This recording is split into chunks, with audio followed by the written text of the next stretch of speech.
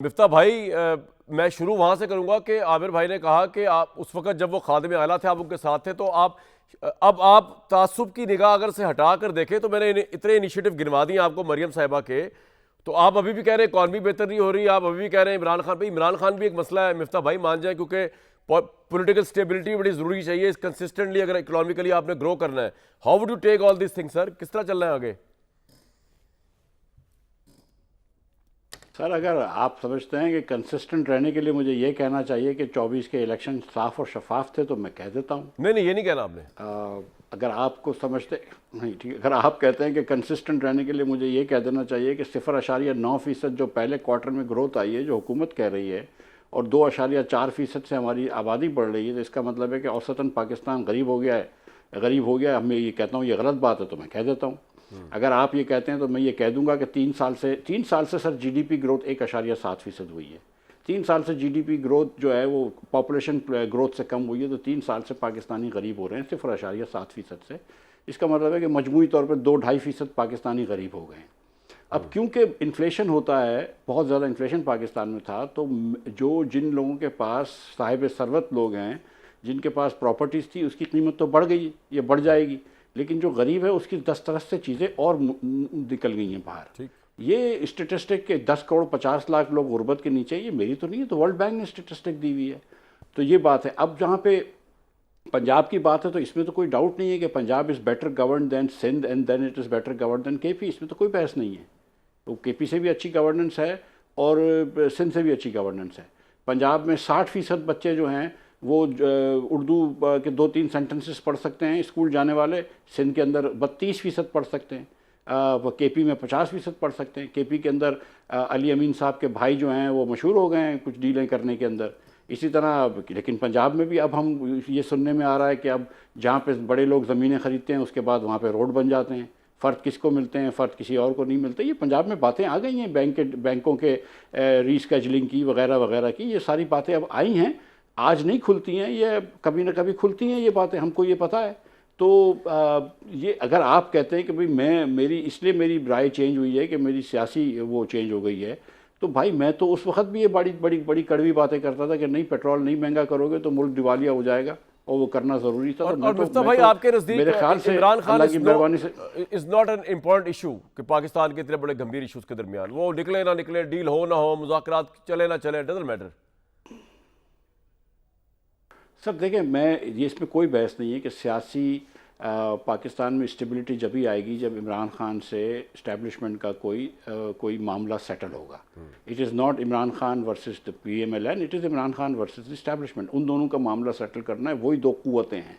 मुस्लिम league नून एक ज़माने में बहुत बड़ी सियासी पार्टी थी, लेकिन अब तो एक बी टीम हो गई है पीपल्स पार्टी की तरह। अब इनके पास कोई बहुत ज़्यादा वही हकीकत तो नहीं रही ना। सच्ची बात है कि जब अब जैसे नवाज शरीफ साहब ने 13 में हुकूमत करी थी तो वो अपने बलबूते पे कर रहे थे। आज तो ये ऐसी बात नहीं कर सकते हम, तो फिर हम इधर उधर के झूठ बोल दें, लेकिन बात तो सच्ची यही है। अब इमरान खान साहब, लेकिन अगर वो भी नहीं मान रहे और ये भी नहीं मान रहे तो क्या होगा मुझे नहीं पता। लेकिन क्योंकि मैं नहीं पता मुझे इन चीज़ों का, तो मैं सिर्फ इतना कह सकता हूँ कि मुल्क के आम आदमी के लिए, देखिए सच्ची बात है कि आम आदमी जब दुकान में जाता है तो उसको चीज़ें खरीदनी है, उसको दवाइयाँ अपने वालिदैन के लिए ख़रीदनी है, उसको इससे क्या गर्ज है इमरान की तरह शहबाज शरीफ की लेजिटिमेसी कैसी है? ठीक है, शहबाज शरीफ की उसको क्या गर्ज है कि मतलब कोई क्या कर रहा है, उसको ये गर्ज है कि यार मतलब मतलब इब्ने मरियम हुआ करे कोई मेरे दर्द की दवा करे। बिल्कुल ठीक सर आपका।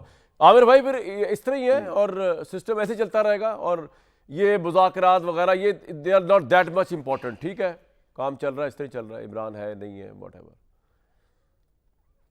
देखें, आप तीनों तो जो है ना बहुत ही ख़ास हैं और ख़वास की नुमाइंदगी करते हैं। आम आदमी तो मैं हूँ, तो मुझे तो अपनी बात करनी है ना कि जो हाथियों की लड़ाई में पिस रहा है, कि चाहे वो फ़ौज हो, चाहे वो PTI हो, वो मुस्लिम लीग नून हो, वो हमारी एलीट क्लब बिजनेसमैनों की हो जो हर दौर में कोविड समेत हर दौर में प्रॉफिट कमाते हैं, उनका मतमय नज़र यही होता है।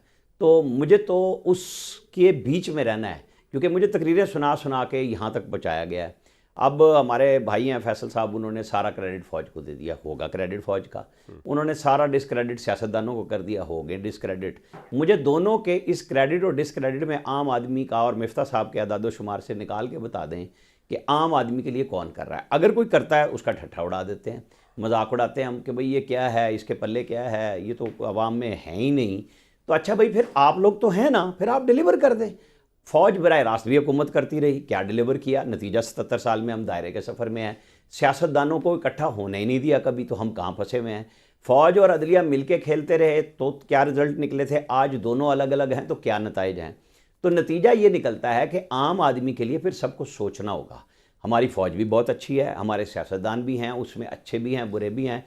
चाहे उनके ऊपर केस किसी ने बनाए हों, लेकिन लोग निकल के आते हैं। नवाज शरीफ के ऊपर क्या क्या बहतान तराजियाँ नहीं हुई, और तो आपको लग रहा है कल इमरान खान भी निकल के आ जाएंगे? तो क्या नतीजा